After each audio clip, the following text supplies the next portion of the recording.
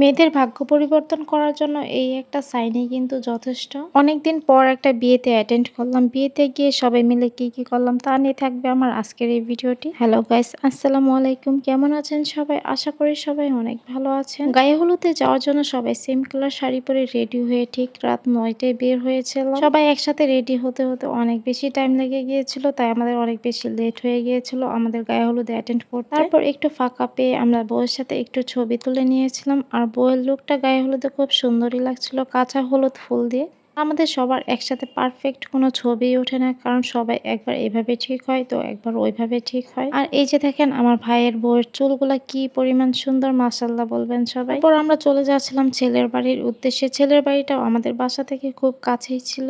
আমরা সবাই রেডি হয়ে গেছিলাম, কিন্তু আমার বড় ভাতিজি লেট হয়েছে, সে সবাইকে সাজাতে সাজাতে তারই লেট হয়ে গিয়েছিল। আর এখানে দেখেন আমার ছোট ভাতিজি আমার থেকেও বেশি লম্বা, তো সেটাই বলছিলাম। আমি উঁচা জুতা পরেছিলাম আর সে নিচা জুতা, তারপরেও দেখেন সে আমার থেকে কত পরিমাণ বেশি লম্বা। দেখতে দেখতে মেয়েগুলো কিন্তু চোখের সামনে বড় হয়ে যাচ্ছে। এত আদরের মেয়েগুলোকে আবার বিয়ে দিয়ে পরের বাড়িতে পাঠাতে হবে। এদিকে দেখেন আমার ভাতিজি চলে এসেছে রেডি হয়ে, এত লেট করে এসেছে সে। তারপর আমরা ঢং করে চলে যাচ্ছিলাম ছেলের বাড়ির উদ্দেশ্যে। লাইটিং গুলো কিন্তু বেশ সুন্দরই লাগছিল, আর এই লাইটিং গুলো করেছে আমার দুলাভাই। আপনারাও যদি সুন্দর করে লাইটিং করাতে চান আপনাদের বাড়ির কোনো প্রোগ্রামে, তাহলে ক্যাপশনে দেওয়া নাম্বারে যোগাযোগ করতে পারেন। পর দেখেন সিঙ্গেল একটা ছবি তুলতে গিয়েছিলাম, এত পরিমাণ মানুষের ডিস্টার্ব হয়েছিল। তারপর আমরা সবাই মিলে একটা গ্রুপ ছবি তুলে নিলাম, কিন্তু এক একজন ঠিক মতো দাঁড়াতেই পারছিল না সেলফি তোলার জন্য। আর আমরা ছেলেদের বাড়িতে হলুদ দেওয়ার জন্য কত কত মেয়েরা এসেছিলাম, তাও আবার সবাই সেম কালার শাড়িতে। সবাইকে সেম কালার শাড়িতে কিন্তু বেশ সুন্দরই লাগছিল।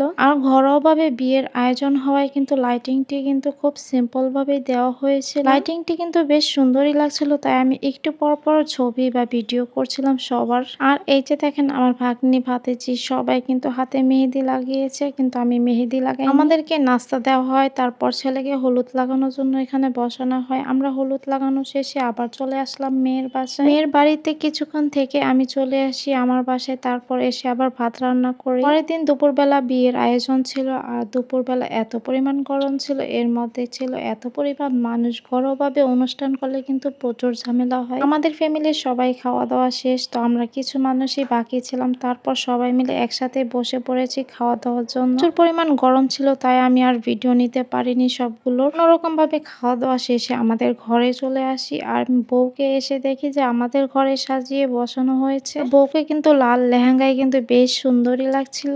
আর এই মুহূর্তটা দেখা যায় যে মেয়েদের একদম বুকটা ফেটে যায়। আমি আবার বউয়ের সাথে কিছু ছবি তুলে নিয়েছিলাম, আমার ছেলে এবং আমার একটা আদরের ভাগ্নির সাথে। আর আমার এই ভাগ্নিটা এত পরিমাণ দুষ্ট, দেখবেন একটু পর পর ঢং করে ভিডিওর মধ্যে। আর আমার ছেলের তো এই গরমের মধ্যে তার একটুও ভালো লাগছিল না। আমার যেহেতু মাইগ্রেনের সমস্যা, মাথা ব্যথা করছিল, তাই আমি আগে হিজাবটা খুলে তারপর আমার ভাতিজের সাথে কিছু ছবি তুলে নিয়েছিলাম। তারপর কাজী সাহেব এসে বউকে এখানে সাইন করায়। আর এই মুহূর্তটা কিন্তু মেয়েদের জন্য অনেক বেশি কষ্টকর। এই একটা সাইনে কিন্তু পরিবর্তন করে দেয় মেয়েদের জীবন। ছেলের বাড়ি থেকে দেওয়া গয়না মেয়েকে পরানো হচ্ছিল। এই মুহূর্তটা দেখেন যে মেয়েটা কত পরিমাণ ব্যথা পাচ্ছিল নাকফুল পরার সময়। বাস্তব কথা কি জানেন, মেয়েদের কষ্টগুলো আর স্যাক্রিফাইস গুলো কেউ মনে রাখতে চায় না। এদিকে দেখেন আমার এই ভাগ্নিটা কেমন সুন্দর করে নাচানাচি করছিল। এই পুতুলের মতো মেয়েগুলোকে আমরা এত সুন্দর করে আদর করে বড় করি, তারপর মেয়েগুলো আবার বিদায় হয়ে যায়। মেয়েদের জীবনটাই হয়তো এমন, তো আজ এখানে তো কাল ওইখানে। তারপর এখানে এসেছে কাজী সাহেব কবুল বলানোর জন্য। এখানে আমরা যে উকিল বাপ দিয়েছে তার কাছ থেকে কিছু টাকা ধান্দা করার জন্য মেয়েকে বলেছিলাম আগে কবুল বলবে না। একটা বিয়েতে কিন্তু প্রচুর পরিমাণ আত্মীয় স্বজন আসে, কিন্তু ঘরোয়াভাবে আয়োজন হওয়ায় কিন্তু দেখা যাচ্ছে সবাই একসাথে থাকা হচ্ছে না। আর আমার মায়ের এই ঘরটাও কিন্তু অনেক ছোট ছিল, আর বউকে দেখার জন্য তো এই ঘরে সবাই আসছিল। ঘরোয়াভাবে আয়োজন করলে কিন্তু অনেক বেশি মজা করা যায়। দেখা যায় যে সেন্টারে তেমন একটা মজা হয় না, কিন্তু সবকিছু ঠিকঠাক হয়। তারপর হুজুরে যা যা বলার তো সেগুলো বলছিল, আর এই যে উকিল বাবাকেও সেগুলো বলতে বলছিল। তারপর চলে আসছিল যে কবুল বলার সময়। কবুল বলার সময় তো আমরা উকিল বাবকে ভালোভাবে ধরেছি যে আগে টাকা দিতে হবে, তারপর মেয়েকে দিয়ে আমরা কবুল বলাবো, না হলে কবুল বলতে দিব না। এছাড়া তো ফান্দে পড়ে গিয়েছিল। তারপর আমাদেরকে কিছু খুশি করার জন্য কিছু টাকা দিয়েছিল, তো আমরা সেগুলো পেয়ে একটু খুশি হয়েছি। আর বিয়েতে এগুলোই হলো মেইন আনন্দ। মাশাআল্লাহ। কাবিল তো বলো, কাবিল তো আলহামদুলিল্লাহ। মাশাআল্লাহ। ঠিক আছে যাক। আলহামদুলিল্লাহ মেয়ে কবুল বলে দিয়েছে, বিয়েও হয়ে গিয়েছে। তারপর ছেলে মেয়ের হলো একসাথে বসে দেখানোর সময় এসেছে।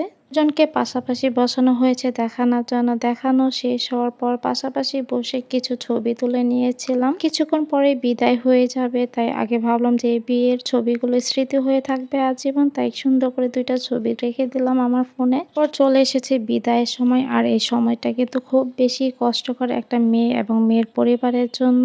ছোট থেকে বড় করে তারপর বিদায় দেওয়াটা অনেক বেশি কষ্টকর হয়ে যায়। তো আমার আজকের ভিডিওটি এই পর্যন্তই। ভালো লাগলে অবশ্যই পেজে ফলো দিবেন।